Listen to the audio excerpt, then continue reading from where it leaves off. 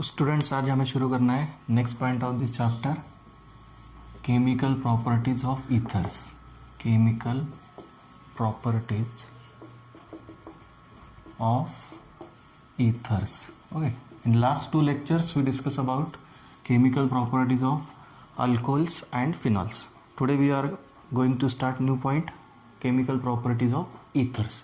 Say students, what is general formula of ether? ROR or R dash. Okay, if you have symmetrical ether then it is ROR, and if you have unsymmetrical ether then it is ROR dash. Okay, say students, these ethers are very less reactive compounds. Okay, because this OR bond is less polar than other organic compounds. These ethers are less reactive towards organic reactions, but under certain drastic conditions such as high temperature, and if you use reagent in excess, then this reaction takes less. Now we discuss about first reaction of ether, which is carried with hydrogen halides. Hydrogen halides are strong acids, we know about that. Okay, तो देखो बच्चों, ये जो hydrogen halides होते हैं वो strong acids होते हैं, उनके साथ हमें अभी हाइड्रोजन हलाइड के साथ ईथर की रिएक्शन पढ़नी है. Okay, reactions of ethers with hydrogen halides. First reaction here we going to start reactions of ethers with hydrogen halides. Which type of reactions we study here? Reactions of ether involving breaking of this RO bond. मतलब यहाँ पे क्या होगा, ether में से ये जो oxygen carbon bond है वो ब्रेक होगा, उसमें हम फर्स्ट रिएक्शन स्टार्ट करें, reaction of ethers with hydrogen halides. तो हाइड्रोजन हलाइड हम सबको पता है, HI, HBr, HCl और लास्ट में सबसे आता है HF. रिएक्टिविटी ऑर्डर लिखी मैंने यहाँ पे साइमल्टेनियसली. हाइड्रोजन हलाइड्स में सबसे ज़्यादा रिएक्टिव और स्ट्रॉन्ग एसिड कौन सा है? Hydroiodic acid, because we know that size of iodine is very large than bromine, chlorine and fluorine. Okay, तो जैसे जैसे साइज कम होती जाती है वैसे वैसे हाइड्रोजन हलाइड्स की रिएक्टिविटी भी क्या हो जाती है? कम हो जाती है. तो सबसे ज़्यादा साइज है आयोडीन की, उसकी वजह से वो इजीली बाहर निकल सकता है, प्रोटॉन इजीली दे सकता है. इसकी वजह से सबसे स्ट्रॉन्ग एसिड कौन होता है इसमें? हाइड्रोजन हलाइड्स में हाइड्रोआयोडिक एसिड. देन HBr, क्योंकि यहाँ पे थोड़ी बॉन्ड साइज कम हो जाती है अभी, तो ये इजीली प्रोटॉन नहीं दे सकता. कंपैरेटिवली हम किससे कंपैरिजन कर रहे हैं? हाइड्रोआयोडिक एसिड से कंपैरिजन कर रहे हैं. बाद में आता है आपका HCl, और सबसे कम रिएक्टिव HF, जो रिएक्ट ही नहीं करते हम किसी से, उसके रिएक्शन ही नहीं पढ़ते हम. ओके, क्योंकि वो सबसे लेस रिएक्टिव एसिड है, प्रोटॉन देने की टेंडेंसी उसकी सबसे कम है. तो ये ऑर्डर आपने नोट डाउन कर ली होगी. ओके, हाइड्रोजन हलाइड्स की reactivity order. Then we discuss about reactions. Okay, सबसे ज़्यादा जो रिएक्टिव है उसी के बारे में हम पढ़ेंगे अभी. जनरल रिएक्शन वगैरह नहीं लिखता मैं अभी यहाँ पे. तो देखो बच्चों, जब ईथर को हम किसी हाइड्रोजन हलाइड के साथ ट्रीट करते हैं, मैंने यहाँ पे HI ही ले लिया क्योंकि उसकी रिएक्टिविटी सबसे ज़्यादा है, तो क्या होता है देखो बच्चों, इसमें अब ये हाइड्रोजन आयोडाइड जो है उसको मैंने यहाँ पे लिखा, और रिएक्शन समझाने के लिए अभी इधर उसकी एडजस्टमेंट करके दिखाता हूँ. देखो यह है आपका HI, दो पार्ट बनेंगे, ये R आ जाएगा आपका इस आयोडीन के साथ, और ये H चला जाएगा इस अल्कोक्सी पार्ट के साथ, और कौन से कंपाउंड फॉर्म होंगे? RI प्लस ROH, मतलब दो कंपाउंड फॉर्म हुए. लेकिन मैंने पहले ही बताया था आपको कि ये जो रिएक्शन है ड्रास्टिक कंडीशन में होती है, मतलब हाई टेम्परेचर और रिएजेंट जो होता है वो एक्सेस यूज़ करके रिएक्शन कैरी की जाती है. तो यहाँ पे ईथर के साथ जो हम हाइड्रोआयोडिक एसिड लेंगे वो भी एक्सेस में लिया हुआ होता है, तभी ये रिएक्शन प्रोसीड होती है. ओके, तो यहाँ पे हाइड्रोजन आयोडाइड जो है वो एक्सेस में लिया होगा और हीटिंग करके रिएक्शन कैरी की जाती है. तो फर्स्ट स्टेप में हमको क्या मिलता है? अल्किल आयोडाइड और अल्कोहल, क्योंकि हमने यहाँ पे हाइड्रोआयोडिक एसिड लिया है. ओके, तो ये जो अल्कोहल फॉर्म हुआ, अगर ये HI अपना एक्सेस में लिया होगा तो क्या होगा? सेकंड स्टेप में जो बचा हुआ अल्कोहल है वो फिर से उस HI के साथ, एक्सेस में लिया हुआ HI के साथ क्या हो जाएगा? सेकंड मॉलिक्यूल के साथ रिएक्ट होगा और फिर से सेकंड मॉलिक्यूल बनाएगा अल्किल आयोडाइड का, और H2 बाहर निकल जाएगा. क्या हुआ इस रिएक्शन में? देखो बच्चों, ये जो अपना अल्कोहल है फर्स्ट स्टेप में फॉर्म हुआ, इसके साथ फिर से इसमें से जो सेकंड HI मॉलिक्यूल बचा हुआ था, हमने फर्स्ट स्टेप में एक यूज़ किया और सेकंड स्टेप में एक यूज़ हो रहा है. तो ये H आ जाएगा आपका इस OH के साथ, और ये आयोडीन हमने फिर से इस R से अटैच कर दिया, और क्या फॉर्म हो गया? Second molecule of alkyl iodide. अगर इस रिएक्शन को हमको एक ही स्टेप में लिखना हो तो कैसे लिख सकते हो आप? देखो मैं अभी यहाँ पे बीच में लिखता हूँ, वन स्टेप में अगर ये रिएक्शन लिखनी हो तो हम ऐसे लिख सकते ROR plus 2 molecules of HI first step, और ये सेकंड स्टेप 2 मॉलिक्यूल लिए थे हमने। ओके, तो क्या फॉर्म हुआ, 2 molecules of alkyl iodide, first step में एक फॉर्म हुआ, सेकंड स्टेप में एक फॉर्म हुआ। ओके, और बाहर क्या निकला फाइनली H2O, ये बाहर निकला। ओके, तो इस तरीके से अगर हम हाइड्रोजन हैलाइड को एक्सेस में लिया होगा तो क्या होता है, 2 मॉलिक्यूल फॉर्म होते हैं अल्किल हैलाइड के, और साइड प्रोडक्ट क्या निकलता है H2। ओके, तो अभी हम इस रिएक्शन का मैकेनिज्म भी पढ़ेंगे। फर्स्ट हमें अभी डिस्कस करना है, अगर हम इस ईथर को, अभी जो ईथर लिखा था मैंने यहाँ पे वो कौन सा ईथर था, सिमेट्रिकल ईथर था, उसमें दोनों R ग्रुप कैसे थे, सेम थे। अगर अनसिमेट्रिकल ईथर हो, मतलब जिसमें जो अल्किल ग्रुप है वो अलग अलग हो दोनों साइड पे ऑक्सीजन के, तो फिर कैसे होगी रिएक्शन। तो अभी हम एग्जांपल लेके ही समझते। हमने जो अभी फर्स्ट रिएक्शन देखी, देखो हमने फर्स्ट जनरल रिएक्शन जो देखी उसमें क्या किया था, हमने दोनों अल्किल ग्रुप सेम लिए थे। तो अभी हम एग्जांपल लेके भी समझ सकते हो उस रिएक्शन को। तो मैं यहाँ पे एग्जांपल लेता हूँ dimethyl ether. When dimethyl ether treated with HI, then we get methyl iodide in first step and methyl alcohol, मतलब एक मॉलिक्यूल फॉर्म होगा मिथिल आयोडाइड का। कैसे फॉर्म हुआ ये देख लो, ये HI है, इस मिथिल ग्रुप के साथ ये आयोडीन आ जाएगा, मिथिल आयोडाइड फॉर्म हुआ, और जो सेकंड मिथॉक्सी ग्रुप बचा हुआ है उसके साथ हाइड्रोजन आ जाएगा, और क्या फॉर्म होगा, मिथिल अल्कोहल। पर ये रिएक्शन नॉर्मल कंडीशन में नहीं होती, तो हम क्या करते हैं, एक्सेस हाइड्रोजन हैलाइड यूज करके रिएक्शन कैरी करते हैं। तो क्या होगा, और हीटिंग भी करनी पड़ती है। तो सेकंड स्टेप में जो सेकंड हाइड्रोजन आयोडाइड मॉलिक्यूल बचा हुआ होगा वो क्या करेगा, ये जो अल्कोहल फॉर्म हुआ उसके साथ फिर से रिएक्ट हो जाएगा, CH3OH प्लस HI, और क्या होगा, ये H और ये OH बाहर निकल जाएगा, और ये फिर से ये iodine molecule of methyl group से अटैच कर दोगे। तो क्या फॉर्म होगा, second molecule of Mithil iodide with removal of water. इस तरीके से सिमेट्रिकल ईथर लिया हो तो हमें क्या मिलेंगे, 2 molecules of alkyl halide and side product H2O। अभी हमको डिस्कस करना है अनसिमेट्रिकल ईथर के बारे में। जब हम अनसिमेट्रिकल ईथर लेंगे तो ये रिएक्शन किस मैकेनिज्म से होती है वो हमें डिस्कस करना है। तो देखो बच्चों, CH3OC2H5, ये यहाँ पे मैंने लिया इथिल मिथिल ईथर। तो जब हम किसी हाइड्रोजन हैलाइड के साथ इसे रिएक्ट करेंगे, मैं यहाँ पे हाइड्रोजन आयोडाइड ही ले रहा हूँ, एक्सेस में लेते हैं हम इसे। फर्स्ट स्टेप में एक यूज़ होगा, सेकंड स्टेप में दूसरा यूज़ होगा। तो क्या होता है, देखो बच्चों, अभी यहाँ पे 2 पॉसिबिलिटीज़ है। अभी इस कंडीशन में 2 पॉसिबिलिटीज़ है। आप जो आयोडीन है वो एक तो मिथिल ग्रुप का अटैच कर सकते हैं या फिर C2H5 ग्रुप का अटैच कर सकते हो। तो एक्चुअल में ये आयोडीन किस ग्रुप से अटैच होगा और हाइड्रोजन किस से अटैच होगा वो समझने वाली बात है, वो मैकेनिज्म का पार्ट है। तो देखो बच्चों, जब प्राइमरी अल्किल ग्रुप्स होते हैं ऑक्सीजन के आसपास, प्राइमरी या सेकेंडरी, तो ये जो रिएक्शन होती है ये SN2 रिएक्शन मैकेनिज्म फॉलो करती है। कौन सा मैकेनिज्म फॉलो करती है, SN2 रिएक्शन मैकेनिज्म।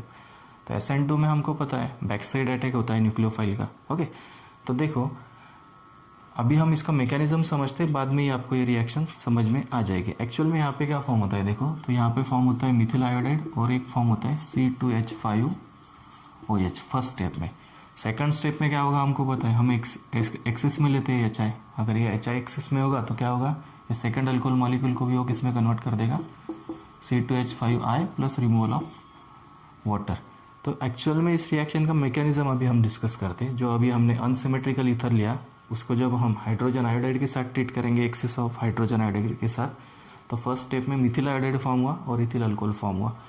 अगर हम इस हाइड्रोजन आयोडाइड को एक्सेस में लेंगे तो सेकंड जो अल्कोहल मॉलिक्यूल फॉर्म हुआ था फर्स्ट स्टेप में, उसको फिर से उसके साथ रिएक्ट होगा और क्या फॉर्म करेगा, इथिल आयोडाइड, और वाटर मॉलिक्यूल बाहर निकल जाएगा। मतलब सेम है, मतलब सीधा साधा है कि हमको जो ईथर है उस दोनों अल्किल ग्रुप से हमने क्या जोड़ दिया, हैलोजन ही जोड़ दिया। मगर कब, जब हम इसको एक्सेस में लेंगे तब। अगर ये एक्सेस में नहीं होगा, सिर्फ 1 स्टेप रिएक्शन होनी है, तो क्या फॉर्म होगा, मिथिल आयोडाइड और इथिल अल्कोहल ही फॉर्म होगा। फिर हमको क्या समझना चाहिए, कौन से अल्किल ग्रुप से आयोडीन जोड़ना है और कौन से अल्किल ग्रुप्स को हाइड्रोक्सिल ग्रुप जोड़ना है, ये हमको पता होना चाहिए। तो ये कब आपको याद रख सकोगे आप इजी से, जब आप इस रिएक्शन का मैकेनिज्म पढ़ोगे तब। तो अभी हम डिस्कस करते हैं mechanism of this reaction. 3 step में रिएक्शन होती है। हमने कौन सा ईथर लिया था, इथिल मिथिल ईथर। स्टेप 1 में क्या होता है देखो, जो हम ईथर लेते हैं CH3OC2H5 एसिड के साथ ट्रीट कर रहे हैं हम उसे, तो एसिड में क्या होता है H प्लस आयन, HI के पास क्या होगा H plus ion, H plus I minus.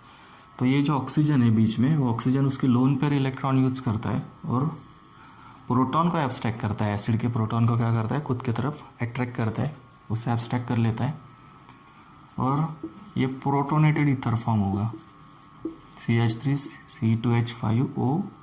इसने हाइड्रोजन एब्स्ट्रैक्ट किया था, अभी इस पर कौन सा चार्ज आएगा, पॉजिटिव चार्ज। तो ये प्रोटोनेटेड ईथर फॉर्म हुआ। अभी सेकंड स्टेप देखो, स्टेप 2 में क्या होगा बच्चों देखो, तो ये जो आपका प्रोटोनेटेड ईथर फॉर्म हुआ है, इस प्रोटोनेटेड ईथर से हमें क्या बनाना है, एक मॉलिक्यूल बनाना है अल्कोहल का और एक मॉलिक्यूल बनाना है अल्किल हैलाइड का। तो एक्चुअल में जो अपना I माइनस बचा हुआ है ईथर में, अगर प्राइमरी और सेकेंडरी अल्किल ग्रुप होगा तो ये रिएक्शन कौन सा मैकेनिज्म फेवर करती है, SN2 रिएक्शन मैकेनिज्म फेवर करती है। SN2 रिएक्शन मैकेनिज्म फेवर करेगा, तो ये I माइनस बैक साइड से अटैक करेगा अल्किल ग्रुप के। तो वो कौन से अल्किल ग्रुप के बैक साइड से अटैक करना पसंद करेगा, जिस अल्किल ग्रुप की साइज छोटी हो, जो अल्किल ग्रुप लेस बल्की हो, उस अल्किल ग्रुप पे ये न्यूक्लियोफाइल इजीली अटैक करेगा बैक साइड से। ओके, तो अभी यहाँ पे दो अल्किल ग्रुप, एक है इथिल ग्रुप, एक है मिथिल ग्रुप।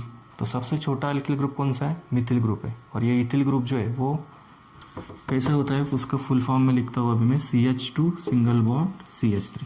इसमें 2 कार्बन है, इसमें एक ही कार्बन है, तो इजीली अटैक किस पे होगा, मिथिल ग्रुप पे होगा। ये I माइनस बैक साइड से अटैक करता है इस मिथिल ग्रुप के और क्या फॉर्म करता है, CH3I फॉर्म करता है, मिथिल आयोडाइड। और ये बॉन्ड पेयर अभी क्या होगी, अंदर ये ऑक्सीजन ले लेगा खुद की तरफ और stable ethyl alcohol molecule form करेगा, C2H5OH। ये हो गया आपका इथिल अल्कोहल फॉर्म, ये हो गया आपके सेकंड स्टेप। ओके, तो इस तरीके से इस मिथिल ग्रुप के बैक साइड में अटैक करना इजी क्यों होता है, क्योंकि ये लेस बल्कि, इस पे एक ही कार्बन है, 0 डिग्री कार्बन है, ये प्राइमरी कार्बन है। ओके, 1 डिग्री 0 डिग्री, ये समझते हैं ना आपको, primary carbon atom, secondary, tertiary. Okay, तो ये 0 डिग्री कार्बन है, इस पर अटैक करना ईजी होगा बैक साइड अटैक। तो आपको ये मिथिल आयोडाइड मिलेगा, न्यूक्लियोफिलिक अटैक मिथिल ग्रुप पे होने की वजह से। और ये इथिल ग्रुप, ये बॉन्ड पर अंदर जाने की वजह से क्या हो जाएगा, ये स्टेबल इथिल अल्कोहल मॉलिक्यूल बाहर निकल जाएगा। अभी स्टेप नंबर 3 नहीं बोल सकते, लेकिन हमको पता है जो इथिल अल्कोहल मॉलिक्यूल फॉर्म हुआ, अगर आपने ये HI, जो कुछ आप HI यूज करते हो फर्स्ट स्टेप में, वो अगर एक्सेस में लिया होगा तो जो बचा हुआ सेकंड मॉलिक्यूल है HI का, वो इसके साथ रिएक्ट हो जाएगा और क्या फॉर्म करेगा, ये H2 निकल जाएगा बाहर, आपका H2 बाहर निकल जाएगा और ये C2H5 second alkyl halide molecule form होगा, मतलब इथिल आयोडाइड मॉलिक्यूल फॉर्म होगा। आप लिख सकते हो थर्ड स्टेप लिखनी हो तो, अगर आपने HI एक्सेस में लिया होगा तो, अदरवाइज रिएक्शन आपकी यहाँ पे ही कंप्लीट हो जा रही है। क्या फॉर्म हो रहा है, एक मिथिल आयोडाइड और एक इथिल अल्कोहल। मगर आपने अगर HI एक्सेस में लिया होगा तो क्या फॉर्म होगा, एक मिथिल आयोडाइड फॉर्म होगा और ये थर्ड स्टेप अगर हम यहाँ पे लिखेंगे तो क्या फॉर्म होगा, इथिल आयोडाइड फॉर्म होगा। ओके, ठीक। तो इस तरीके से हमने इस रिएक्शन का मैकेनिज्म पढ़ा। अभी हमको लेनी है third condition, when we take ether containing tertiary alkyl group on one side of oxygen and on another side primary और secondary alkyl group, then in this case formation of tertiary alkyl halide takes place and formation of primary alcohol takes place. मतलब देखो बच्चों, जब आप जो ether लोगे उस ether में अगर एक अल्किल ग्रुप टर्शियरी होगा और एक प्राइमरी होगा, तब उस कंडीशन में हमें क्या करना है, जो टर्शियरी ग्रुप है उससे हैलाइड फॉर्म होगा और जो प्राइमरी अल्किल ग्रुप है उससे अल्कोहल फॉर्म होगा। क्योंकि लास्ट रिएक्शन में हमने क्या देखा, अभी CH3OC2H5 हमने क्या किया था, इसके फर्स्ट स्टेप में इससे अल्कोहल बनाया था और इससे अल्किल हैलाइड बनाया था। मतलब जो छोटा ग्रुप होगा उससे अल्किल हैलाइड और जो बड़ा था उससे अल्कोहल फर्स्ट स्टेप में। मगर जब आपके पास एक अल्किल ग्रुप टर्शियरी हो और एक अल्किल ग्रुप प्राइमरी हो, तब ये रिएक्शन SN1 रिएक्शन मैकेनिज्म से होती है। मतलब SN1 रिएक्शन मैकेनिज्म फॉलो करती है। उसकी वजह से क्या होगा देखो, तो इसमें जो प्रोडक्ट बनता है वो ऐसे बनता है, CH3I,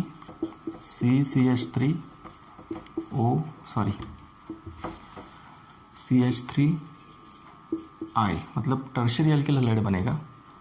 प्लस जो छोटा ग्रुप है उससे अल्कोहल बनेगा। ऐसा क्यों हुआ, अभी हम मैकेनिज्म देख के समझते। तो देखो बच्चों, जब हम इस ईथर को, जिसमें कि टर्शरी अल्किल ग्रुप है और एक प्राइमरी अल्किल ग्रुप है, उसको जब हम एसिड के साथ ट्रीट करते हैं तो वो क्या करता है, एज यूजुअल जो लास्ट मैकेनिज्म हमने देखा वैसे ही होगा। ये लोन पेयर यूज करके प्रोटॉन लेगा और क्या फॉर्म होगा, प्रोटोनेटेड ईथर फॉर्म होगा, CH3OH प्लस और इधर एक CH3। अब देखो बच्चों, यहाँ पे ये बल्कि अल्किल ग्रुप है और ये जो अल्किल ग्रुप है ये छोटा अल्किल ग्रुप है, मिथिल अल्किल ग्रुप है, 0 डिग्री अल्किल ग्रुप है। तो सेकंड स्टेप में, ये स्टेप 1 जिसमें कि आपने क्या फॉर्म किया, प्रोटोनेटेड ईथर फॉर्म किया। सेकंड स्टेप में क्या होगा, देखो जब हम ये जो यहाँ पे इंटरमीडिएट फॉर्म हुआ है आपका प्रोटोनेटेड ईथर,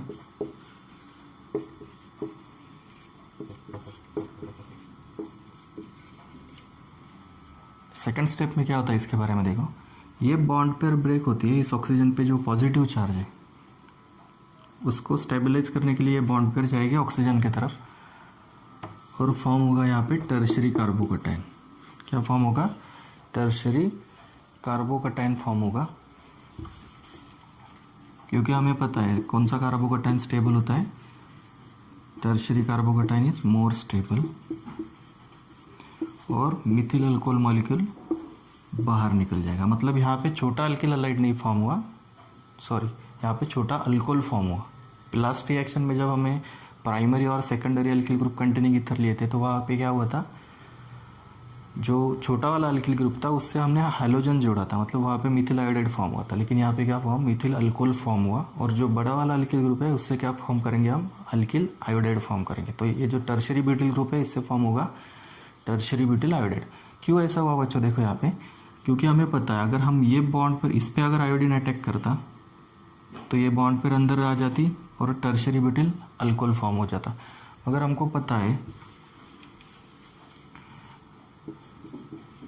मिथिल कटाइन से ज़्यादा स्टेबल कौन हो सकता है, tertiary butyl कटाइन, because it is tertiary कार्बोकटाइन। तो यहाँ पे क्या हुआ, ये बॉन्ड पर ऑक्सीजन खुद की तरफ ले लेगा और ये टर्शरी कटाइन फॉर्म करेगा, because this reaction takes place via SN1 reaction mechanism. तो यहाँ पे कार्बोकटाइन फॉर्म करना है तो कौन सा कार्बोकटाइन फॉर्म करेंगे हम, मिथिल कटाइन। तो 0 डिग्री कटाइन होगा, 0 डिग्री कार्बोकटाइन होगा, वो सबसे कम स्टेबल होता है और जो टर्शरी कार्बोकटाइन होता है वो सबसे ज़्यादा स्टेबल होता है। तो हम कौन सा कार्बोकटाइन फॉर्म करेंगे, टर्शरी कार्बोकटाइन फॉर्म करेंगे।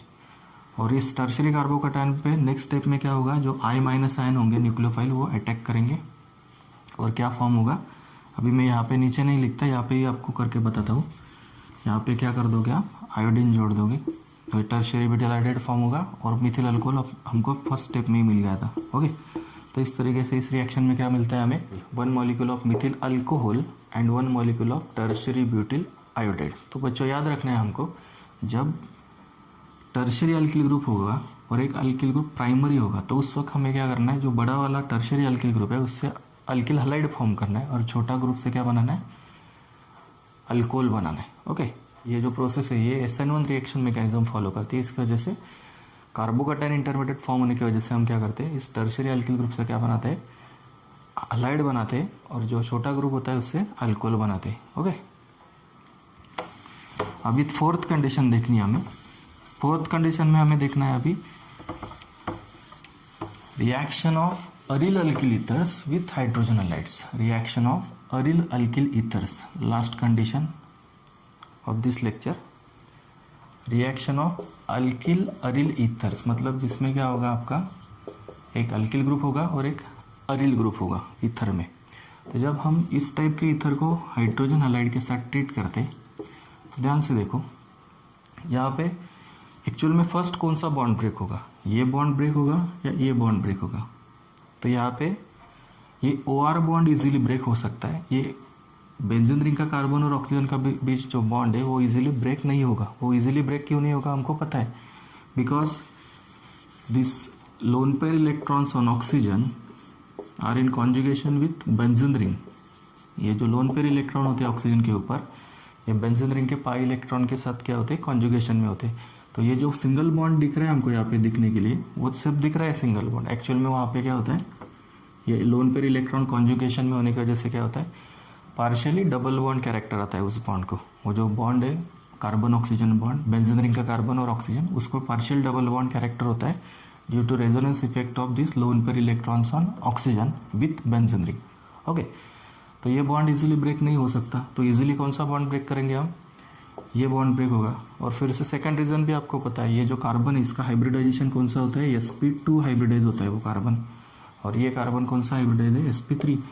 तो इसकी बॉन्ड लेंथ क्या होगी, ज़्यादा होगी, तो ये इजीली ब्रेक होगा। इसकी बॉन्ड लेंथ कम होगी तो ये इजीली ब्रेक नहीं हो सकता। ओके, तो उसकी वजह से ये OR बॉन्ड ब्रेक होगा और एक मॉलिक्यूल फॉर्म होगा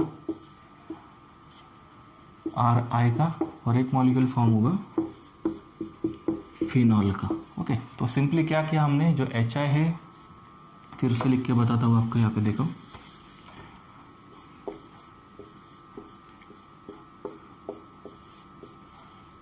यहाँ पे ये बॉन्ड इजीली ब्रेक हो जाता है और ये अल्किल ग्रुप जाता है आपका आयोडीन के पास और अल्किल आयोडाइड फॉर्म होगा।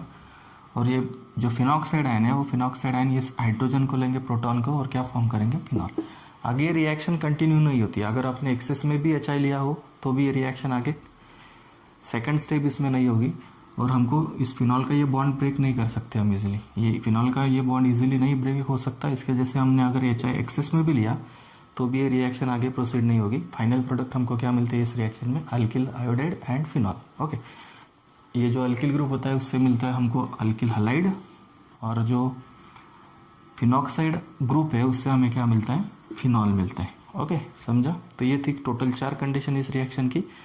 अभी आगे हमको डिस्कस करना है electrophilic substitution reactions of aromatic ethers.